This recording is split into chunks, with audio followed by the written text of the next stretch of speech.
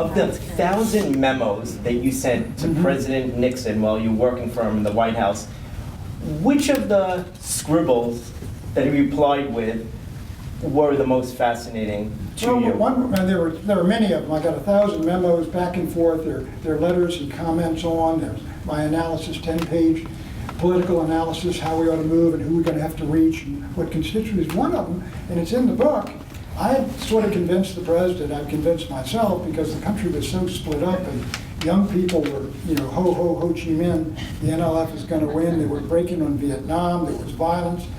And I said, you cannot have a draft and have all these kids and mixing with these very patriotic kids who are joining the service to fight, and these guys think it's a dirty and immoral war. So I said, I think we're going to have to move to a volunteer army and end the draft. And so we got him convinced, and he took that position, and we ended the draft. But then I was down, and I would use my press card. I went down to, if any of you read Norman Mailer's Armies of the Night, on that famous demonstration in 1967 where the huge demonstrations moved on the Pentagon, and they said they were going to levitate the Pentagon. And I told a friend, I said, I'm going to go down there because I don't think they can do it, but if they do, I'm going to beat it. So I went down to this Pentagon thing, and it turned very violent, The whole thing turned violent, and I was there and was involved in all of that. And I came back to New York, and then I told Nixon, when I said, it was in the fall, I said, sir, if we go out in the fall, if we go out and endorse the all-volunteer army, I want you to know that's one of the demands of these demonstrators, and we're allowed to get attacked for, in effect, caving in to them, even though we weren't. We'd taken a position earlier. I said, when this goes out. And he wrote on my memo 3 words, Ike thinks so.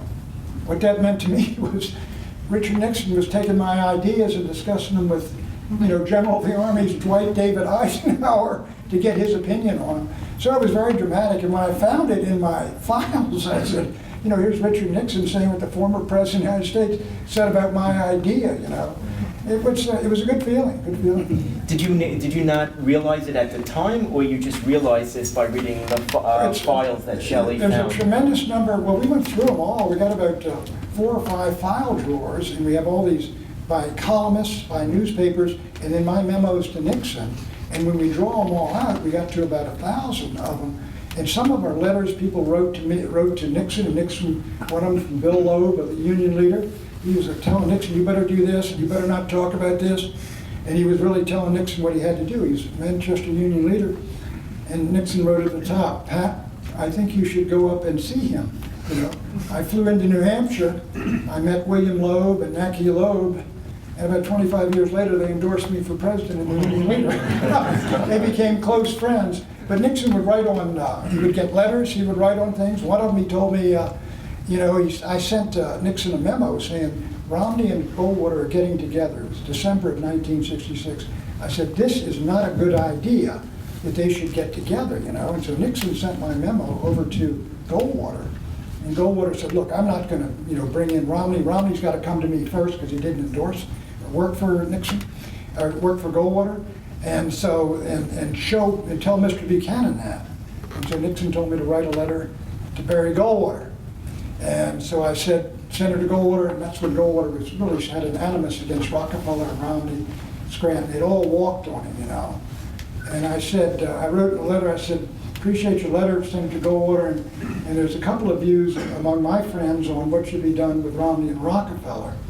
One of them is that they should not be admitted back until their crowd comes to the next convention with the head of George Romney on a pike. And the other one, sir, I heard is that one fellow said he's a milder opinion that while he doesn't mind a couple of whores rejoining the church, he does hate like hell to see him leading the choir the first night. Oh, what a love this. And so he and I became friends for life.